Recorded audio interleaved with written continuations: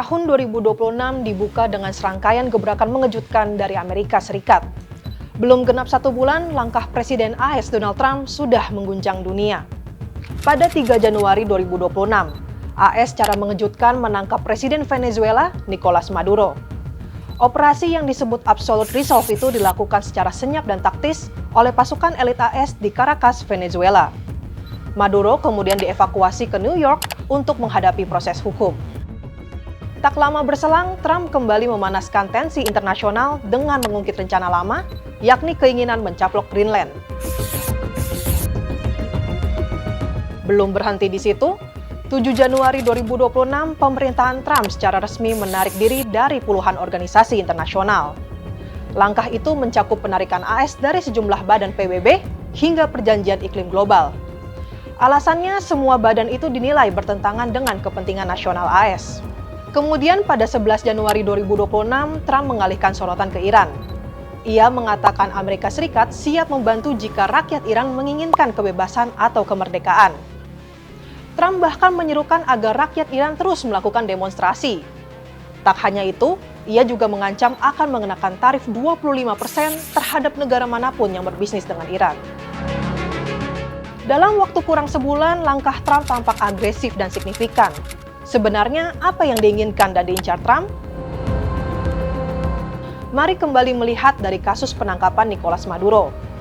Maduro dituduh mengawasi jaringan perdagangan kokain bersama kartel narkoba internasional.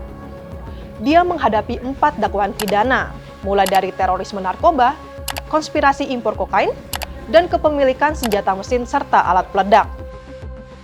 Maduro bersikukuh tidak bersalah di pengadilan.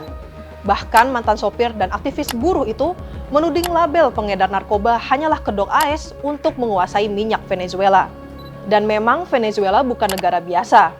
Menurut data OPEC, Venezuela memiliki cadangan minyak terbesar di dunia. Jumlahnya mencapai 303,22 miliar barel atau hampir 20% dari total cadangan minyak global. Trump tidak sepenuhnya menepis tudingan Maduro soal minyak. Pada 10 Januari 2026, Trump melakukan pertemuan dengan para eksekutif perusahaan minyak dan gas AS.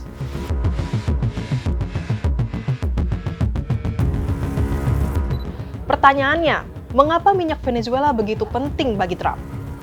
Ekonom Center of Economic and Law Studies atau Celios Bima Yudhistira melihat ambisi AS terhadap minyak Venezuela dipicu faktor biaya yang relatif lebih murah karena jarak negara itu lebih dekat jika dibandingkan negara lain di Timur Tengah. AS juga bisa mengontrol harga minyak dunia, memastikan pasokan berlimpah untuk mendukung industri di AS. Langkah ini juga menjadi ajang show of force AS kepada kompetitornya seperti China.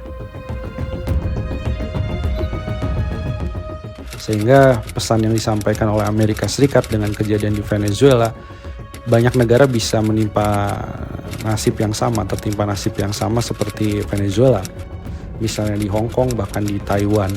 Dan ini juga untuk memperkuat dominasi Amerika Serikat menggunakan pendekatan militer dan kursif di tengah maraknya perlawanan dalam bentuk dedolarisasi, BRICS, dan berbagai partai yang dianggap anti-Amerika. Pengamat ekonomi energi Universitas Padjadjaran, Yayan Satyakti, melihat sejak dahulu AS menggunakan kebijakan energi untuk menstabilisasi perekonomian. Mulai dari perang Irak-Iran, Irak-Afghanistan, hingga konflik lain yang berangkat dari konsep American Energy Dominance. Melihat kondisi ekonomi domestik yang mulai membaik, AS dinilai ingin segera mengeksekusi tambahan minyak. Trump kemudian mengincar Venezuela sebagai kompensasi terhadap program Drill Baby Drill yang tidak efektif berjalan di AS. Jadi kalau saya lihat geopolitiknya itu mungkin nomor 2, nomor 3 ya, tetapi dia yang paling penting menyelamatkan perekonomian Amerika Serikat itu dengan cara memperbaiki ataupun merubah tatanan perdagangan internasional dunia sehingga Amerika Serikat itu menjadi dominan lagi, yaitu melalui tadi ya American Energy Dominance. Lantas bagaimana dengan Iran? Bima menilai langkah AS terhadap Iran memiliki motif yang serupa terhadap Venezuela, yakni menguasai pasokan minyak dan gas untuk mengendalikan harga energi, sekaligus memberikan kepastian energi murah bagi industri domestik AS. Sementara itu, Yayan menyebut, secara tidak langsung ataupun lewat proxy war, AS ingin menurunkan dominasi China. Upaya American Energy Dominance tidak hanya melalui energi, tetapi juga melalui penguasaan terhadap international hub. Yayan pun menyoroti posisi strategis Iran yakni pada Selat Hormuz. Selat Hormuz menguasai kurang lebih sekitar 20% lalu lintas perdagangan internasional, terutama untuk minyak dan gas. Adapun maksud penguasaan Selat Hormuz antara AS dan Iran juga berbeda. Ini beda motif ya. Kalau beda motifnya begini, kalau Amerika Serikat mengendalikan Selat Hormuz itu agar proses internasional hub itu dia bisa lakukan, bisa kendalikan. Nah, tetapi kalau Iran itu ingin menutup ya.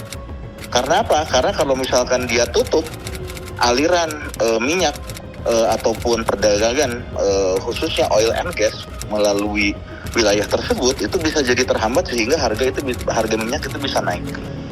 Ya, itu harganya bisa naik sekitar 40 sampai dengan 50% ya. Lalu mengapa Trump begitu percaya diri melakukan langkah ekstrim seperti penangkapan Maduro? Pakar hubungan internasional UI, Susi Sudarman, mengatakan Trump menyadari kekuasaan atau hard power merupakan faktor penentu sehingga mendorong adanya upaya intervensi. Kendati akan mengikuti pemilu lagi, Trump tidak peduli melanggar janjinya untuk fokus pada perbaikan hidup warga AS yang sedang hidup dalam kesulitan dan malah sibuk melakukan upaya agresi keluar. Lalu setelah National Security State terbangun setelah Perang Dunia Kedua, usai muncul pemahaman tugas negara kuat adalah inside out. Keluar untuk membuat negara-negara dunia menjadi mirip Amerika Serikat, sebaliknya ada pemahaman outside in. Apapun instabilitas yang terjadi di luar Amerika akan mengganggu stabilitas AS, jadi wajib diintervensi untuk menjaga keamanan nasional AS. Semua yang akan terjadi terkait dengan persaingan AS dengan China, jadi Venezuela dan Iran itu ditujukan agar China melemah karena pasokan minyaknya terhambat. Sekarang, apakah Indonesia perlu bersikap waspada? Menurut Bima, langkah AS menjadi warning bagi negara-negara berkembang. AS akan menggunakan pendekatan koersif untuk aneksasi sumber daya alam. Pesan ini juga ditujukan ke Indonesia, akses terhadap mineral kritis akan menjadi bagian dari negosiasi yang harus dipenuhi. Di sisi lain, penurunan harga minyak berpotensi menjadi peluang bagi Indonesia karena dapat menekan impor dan memperbaiki ruang fiskal. Namun, manfaat tersebut dinilai tidak akan optimal apabila Indonesia tidak menerapkan sistem buffer stock dan hanya membeli minyak di harga spot.